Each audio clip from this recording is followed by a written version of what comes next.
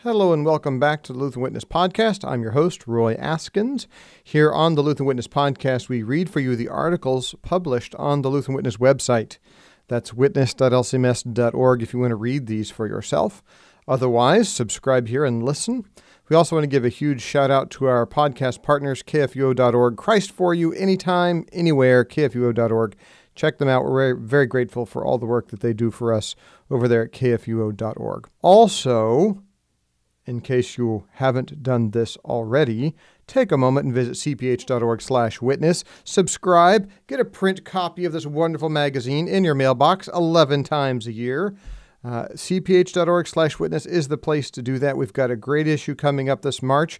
In fact, you're going to get a sneak preview of it in this issue of the Lutheran Witness Podcast, in this episode of the Lutheran Witness Podcast. But next month in April, we have an issue on 4 views on Jesus. Now, what exactly this means, you're going to have to find out when you read the April issue of the Lutheran Witness. So subscribe today, cph.org/witness. Subscribe and get your copy of the Lutheran Witness right now. Now, as I promised, today you're going to get a sneak peek of the March issue in our episode today. Today, we are going to hear from Stacey Egger. She is a staff writer here at the LCMS, and she wrote an excellent article in the March issue on superstitions. And she even took the time, because she likes you guys so much, she even took the time to read it for you. So enjoy this wonderful episode of the Lutheran Witness Podcast, read for you by Stacey Egger, with all confidence, Superstitions from Age to Age. With All Confidence, Superstitions from Age to Age by Stacey Egger. We live in a world where scientism and materialism have triumphed. A world where science, whatever that is immutable and the utmost authority, and what can be seen and weighed and used is the only thing that is real, or that we can place any confidence in. Or do we? Amid a culture that prides itself on rationality, superstition lingers on. Indeed, some superstitions have a stronger foothold than ever before in the popular American consciousness. Let's look at a few of the superstitions that have lingered from age to age. Fingers crossed. Many of the superstitions familiar to us have to do with attracting good luck and warding off bad luck. Take the tradition of crossing one's fingers before doing something one hopes will go well.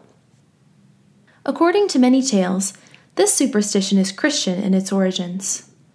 Early Christians in Rome, during the years of persecution, would form the symbol of the ichthys, or fish, by crossing their thumb and index finger to identify themselves subtly to fellow Christians.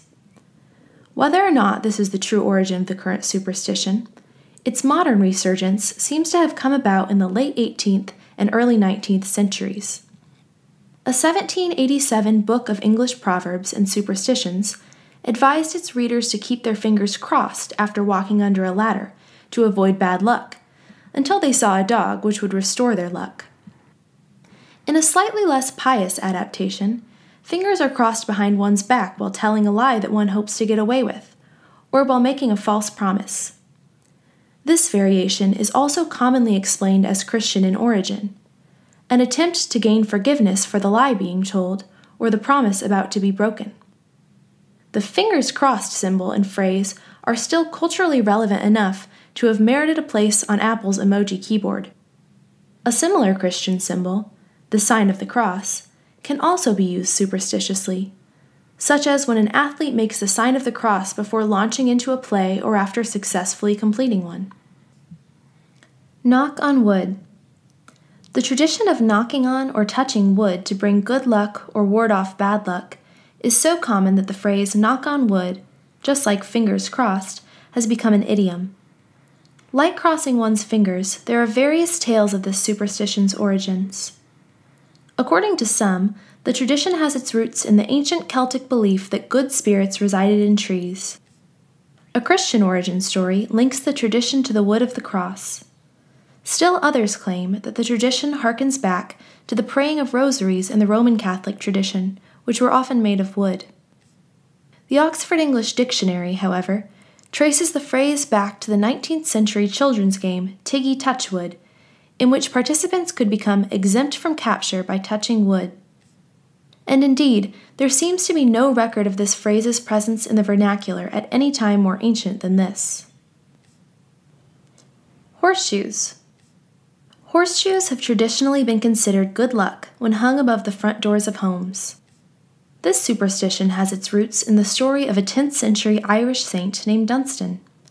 Despite a wealth of variations of this story, all tell of the fateful day when the devil asked St. Dunstan, who was a blacksmith, to make him a horseshoe to shoe his cloven foot.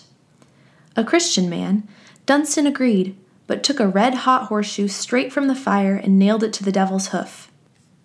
Dunstan refused to remove it until the devil agreed never to enter a home where a horseshoe was hung above the door. While the story that gives rise to this superstition is clear, and it has indeed been around for centuries, the modern roots of this superstition's popularity come from the 19th century, when Edward G. Flight popularized the story through his 1871 lyric poem, The Horseshoe, the True Legend of St. Dunstan and the Devil. Friday the 13th. Traditions of bad luck also remain familiar to us.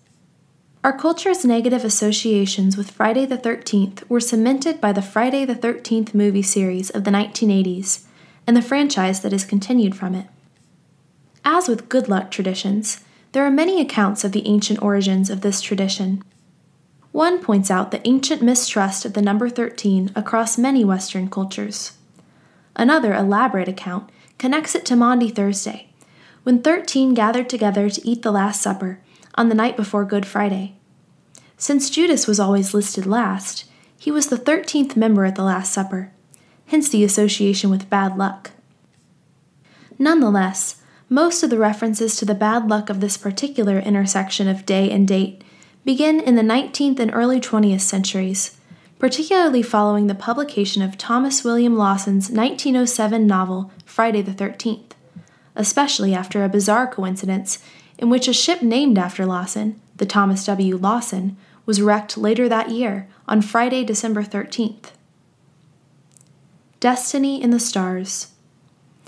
If the superstitions listed up to this point seem old-fashioned or are practiced only with a wink, others are embedded deeply in our contemporary culture, and many people view them with enough sincerity and confidence to make entire belief systems out of them.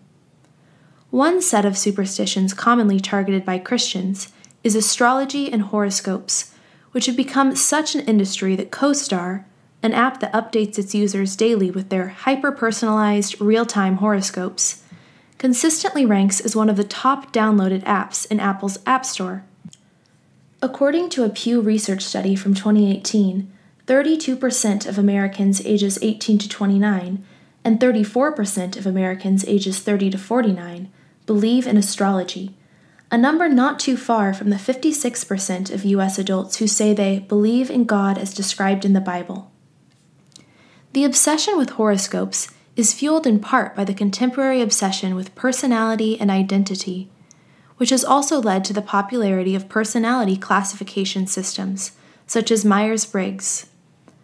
Unlike personality tests, which grow out of the observation of human behavior, astrological signs and horoscopes are a completely bogus enterprise without even the most tenuous connection to the laws of God's creation. In a culture that ostensibly grounds its sense of truth in science, it is striking that these arts do not even pretend to have a basis in observation of the world. Vaguely ancient and vaguely pagan, they are a farcical enterprise rooted in the entertainment industry and mass media. And yet, somehow, the faith in astrological signs as some sort of fundamental reality has become more socially acceptable in pop culture than faith in the existence of the one true God. Most U.S. adults could probably tell you their astrological sign. I could tell you mine. Our magical minds. Another superstition has made the rounds for decades in various repackaged forms and is embedded in the cultural vernacular. It is the idea of manifesting one's desires and aims into the universe to bring them to fruition. This superstition was popularized a decade and a half ago through Rhonda Byrne's book, The Secret, and the release of a corresponding film. The book quickly became a bestseller, and the idea of manifesting remains popular today. The The core of this superstition is that if one puts his or her aspirational thoughts out into the universe directly and concretely, these aspirations will come to be. Christian forms of this superstition emerged with the rise of the prosperity gospel. The superstition of manifesting has seen a huge resurgence in popularity during 2020's COVID-19 quarantines, with major influencers on platforms such as YouTube and TikTok creating tutorials on how to manifest your future, including a recent trend of scripting, writing down a desire over and over again, and then sharing the results when it is successfully manifested. Between March and July 2020, Google's search results for manifesting spiked 669%. Interestingly, the top related topic in Google's search analytics is sin, with the top related query being, "Is manifesting a sin?" And while this superstition is alive and well, its roots can be traced back to, you guessed it, the 19th century, when the New Thought movement exaggerated the powers of the human mind to manifest its own desires through concentrated thought and intention. Searching for something more. Almost all of these ancient superstitions familiar to us today, while myths trace them back centuries, have their modern origins in the 19th century, the age of Marx, Freud, Nietzsche, and Darwin, when Europe was in the throes of secularization. As secularism and the disenchantment of the world began to gain a foothold, a reaction of vague spiritualism and a fascination with the ancient and the supernatural arose. Since the 1960s in America, we see a similar spike in new superstitions that harken back vaguely to ancient sensibilities. The various largely mythical origin stories of so many superstitions are telling. We want to be doing something ancient, something that has meant something for a long time, something that makes sense of the matter around us. In our day-to-day lives, the cold idea that there is no meaning to one action or life over any other, that what befalls us, good or bad, is blind chance, guided only by the ruthless jaws of natural selection or human caprice, does not sit well. And neither, it turns out, does the idea that the meaning of life is what you make it. We crave something higher than ourselves, something old, something cosmic. If our society has finally discovered the real truth about things, if science gives us all the answers, then why are humans not satisfied with those answers? If life is meaningless, then why have people in all times had a natural desire to find meaning in the world around them, and craved a meaning that applies not only to their own lives, but that lasts from age to age? Thus, the various superstitions our culture embraces show clearly the lie of a world without God. Even as society tries to reject him, they cannot give up their innate knowledge that there is more out there. Tragically, they fashion their own gods to fill this void, gods who cannot guide them, love them, or save them. Faith and superstition. The history of Christianity includes many instances of the ways in which superstitions can become false grounds of confidence and a great harm to the gospel. We must continually remind ourselves that true confidence is rightly placed only in God and His Word.